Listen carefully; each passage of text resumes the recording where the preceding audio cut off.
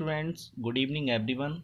Student class 10th UP board exercise 3.1 को solve करेंगे। तो क्वेश्चन नंबर फर्स्ट की ओर चलते हैं। क्वेश्चन नंबर फर्स्ट, आफ्ताब अपनी पुत्री से कहता है 7 वर्ष पूर्व मैं तुमसे 7 गुनी आय का था, अब से 3 वर्ष मैं तुमसे केवल 3 गुनी आय का रह जाऊंगा। इस स्थिति को बीजगणितीय एवं ग्राफीय रूपों में व्यक्त कीजिए। स्टूडेंट इस क्वेश्चन को सॉल्व करते हैं। देखिए स्टूडेंट, कोई भी क्वेश्चन हमारे लिए डिफिकल्ट नहीं होते हैं। यदि हम उसे अच्छी तरीके से उसका कॉन्सेप्ट समझ जाएं तो हम सारे क्वेश्चन को सॉल्व कर सकते हैं। तो देखिए स्टूडेंट, सॉल्व करते हैं। तो माना आफ्ताब की वर्तमान आयु बराबर x वर्ष। ठीक है स्टूडेंट्स, उसकी वर्तमान आयु x मान लेते हैं। अब माना पुत्री की वर्तमान आयु, जो उसकी पुत्री है उसकी आयु 22 वर्ष मान लेते हैं। ठीक है, यानी कि आफ्ताब की वर्तमान आयु है उसे x माना और पुत्री की आयु को 22x माना। अब देखिए 7 वर्ष पूर्व जो आफ्ताब है, आफ्ताब की आयु कितनी हो जाएगी, यानी कि 7 वर्ष पूर्व का मतलब 7 वर्ष पहले, तो x माइनस 7 वर्ष, राइट। अब पुत्री की, तो पुत्री की लिखेंगे हम, पुत्री की आयु बराबर 22 माइनस 7 वर्ष। ठीक है स्टूडेंट, अब प्रश्नानुसार प्रश्न क्या कह रहा है। अब देखिए, अब वो कह रहा है कि 3 वर्ष में तुमसे केवल 3 गुनी आयु का रह जाऊंगा। तो स्टूडेंट देखिए 3 वर्ष पूर्व तो x माइनस 7, यानी कि माय गॉड ये प्रॉब्लम कर रहा है। आफ्ताब की आयु थी, वो कह रहा है कि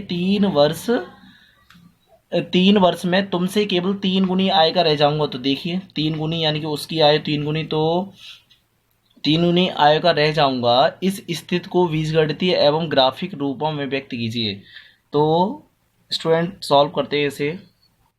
तो देखिए प्रश्नानुसार x माइनस 7 बाई माइनस 7, इसे सॉल्व करते हैं तो x माइनस 7 बराबर इसका इसमें मल्टीप्लाई 7 बाई माइनस 49।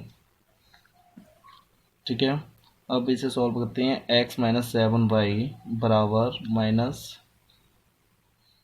42। कैसे, इसे पक्षांतर किया तो 49 में से माइनस प्लस का 7 चला जाएगा, माइनस 42 बचेगा, और इसे इधर करेंगे तो माइनस का 7 बाई हो जाएगा।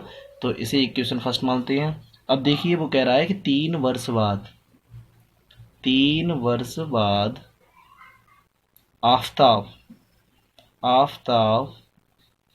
की आयु बराबर x प्लस 3, यानी कि 3 वर्ष बाद उसकी हमने x बना, अब 3 वर्ष बाद में x प्लस 3, तो x प्लस 3 बराबर 3y प्लस 9। ठीक है, तो सॉल्व करते हैं इसे। तो x माइनस 3y बराबर 6, इक्वेशन सेकेंड। ठीक है, अब लिख सकते हैं, अब इस स्थिति का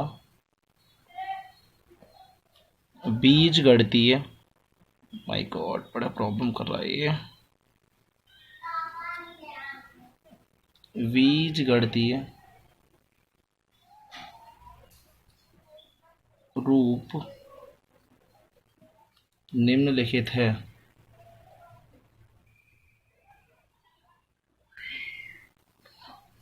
ठीक, अब देखिए 7x माइनस वाई बराबर 42, और दूसरा इक्वेशन है 3x -22 बराबर -6।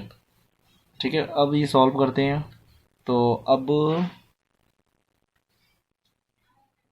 इस स्थिति का ग्राफीय रूप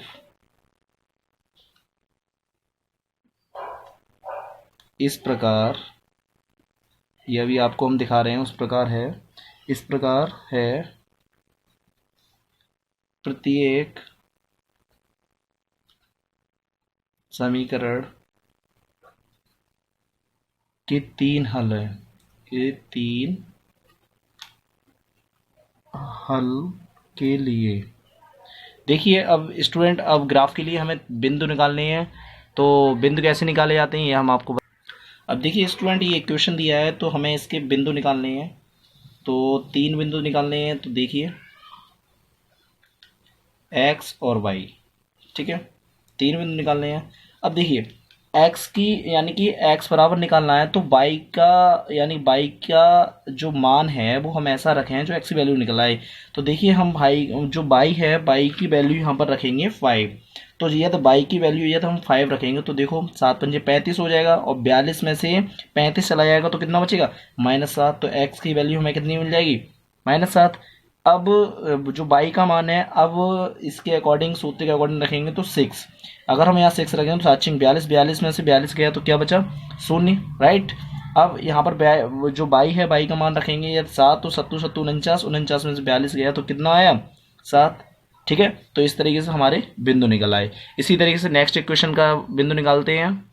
देखिए स्टूडेंट, ये समीकरण 2 से अब यहाँ पर इसी तरीके से हम चार्ट बनाते हैं, यानी बिंदु निकालने के लिए x y, इसके भी 3 निकालने हैं। तो देखिए स्टूडेंट, हम y की वैल्यू ऐसी रखेंगे जो x का मान आए। तो देखो हम यहाँ पर सूत्र के अकॉर्डिंग y की वैल्यू यदि यहाँ 0 रखते हैं तो 3 का गुणा 0 में होगा तो 0 आएगा, तो कितना आएगा यहाँ पर 6 आएगा। तो y की वैल्यू 0 रखी, x का मान कितना आ गया 6 आ गया। अब y की वैल्यू यहाँ पर -1 रखते हैं। अगर -1 रखते हैं तो -3 और प्लस के 6 में से -3 जाएंगे तो कितना बचेगा +3। तो यहाँ पर माइनस रख दिया। हम -2 रखेंगे तो 3 दूनी 6 और 6 में 6 गया तो कितना बचा 0, राइट। तो इस तरीके से हमने अब हमें ग्राम में दर्शाना है। तो ग्राम में किस तरीके से दर्शाना, देखिए इक्वेशन फर्स्ट को ले रहे हैं। तो ये कितना है -7, यानी कि x का जो वैल्यू है इक्वेशन फर्स्ट से वो -7, और y कितना है 5। तो देखिए 7 और 5। अब देखिए ये ग्राफ है, अब अच्छी तरीके से समझिए ग्राफ। ये ऊपर की ओर धनात्मक है, नीचे ऋणात्मक है। ये y अक्ष है, ये धनात्मक y अक्ष है, ये धनात्मक x अक्ष है, ये ऋणात्मक धन x अक्ष है। अब देखिए इसमें 7, तो अब -7 यानी कि x अक्ष में -7 क्या है यहाँ पर, तो पॉइंट हमने यहाँ पर लगा लिया, राइट। अब कहाँ लगा लिया, अब ये भी समझो, यानी कि ये x -7 है और नीचे कितना है 5, तो y धनात्मक ये रहा, y धनात्मक यानी 5 है। तो देखो यहाँ से और ये बिल्कुल सीधे इधर, तो यहाँ पर हम पॉइंट आउट करके लिख लेते हैं -7,5। ठीक है। अब दूसरा x का 0, तो x 0 कहाँ है, यानी कि ये 0 था, सभी का मध्य बिंदु होता है। उसके बाद y का 6, अब y पॉजिटिव है तो 6 y का पॉजिटिव ऊपर है, यानी कि ये रहा। तो ये हम पॉइंट आउट यहाँ पर कर लिया, तो 0,6 ये बिंदु हो गए।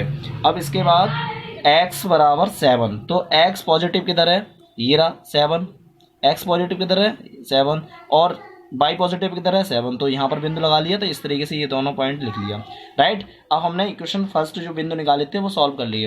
अब इसी तरीके से x बराबर यानी कि x का यहाँ पर 6 है और y 0 है, तो x पॉजिटिव कहाँ है, ये रहा, और 0 तो ये होता ही है, तो यहाँ पर एक बिंदु निकल आया। इसी तरीके से x 3, तो x धनात्मक किधर है, ये रहा 3 हो गया।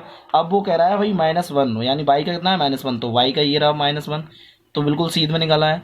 इस तरीके से हम बिंदु को पॉइंट आउट करते हैं, ठीक है। अब x का 0, तो x का 0 तो सभी का यही होता है मध्य बिंदु, और y -2 यानी कि ये। तो इस तरीके से जब ये तीनों पॉइंट हम लिख लेते हैं, फिर इस तरीके से रेखा खींच देते हैं, हम उन्हें मिला देते हैं पॉइंटों को, तो ये बिंदु हो जाते हैं। तो आपको अच्छी तरीके से ग्राफ समझ में आया होगा। अब नेक्स्ट क्वेश्चन की ओर चलते हैं, वो हमने सॉल्व कर दिया है। देखिए स्टूडेंट, ये भी क्वेश्चन बिल्कुल सेम है, अच्छी तरीके से आप कर सकते हैं। तो इसमें भी हमने क्वेश्चंस को समझा और अच्छी तरीके से सॉल्व किया। आप अच्छी तरीके से वीडियो को पॉज करके आप पूरा इसे समझ सकते हैं। इस तरीके से इक्वेशन बना के उसके मध्यबिंदु निकाल सकते हैं। और फिर मैंने बता ही दिया मध्यबिंदु किस तरीके से निकाले जाते हैं, यानी कि वाई की वैल्यू रखी जाती है और फिर एक्स का मान निकलता है, वो इसमें लिखा जाता है। ठीक है, ये हमने पॉइंट निकाल दिए हैं। अगर किसी भी पॉइंट में आपको प्रॉब्लम हो तो आप हमसे पूछ सकते हैं।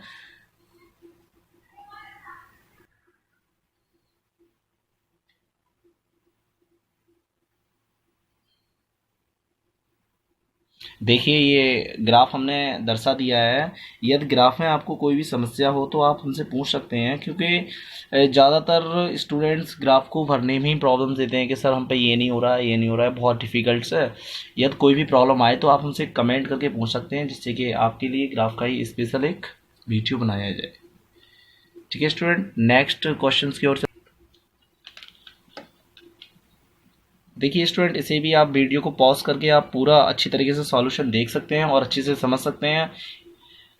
देखिए स्टूडेंट, ये बिल्कुल सेम इक्वेशन मैंने क्रिएट किया है, फिर उसके बाद उसके बिंदु निकाले गए हैं और फिर ग्राफ के सहायता से उसे सॉल्व किया है।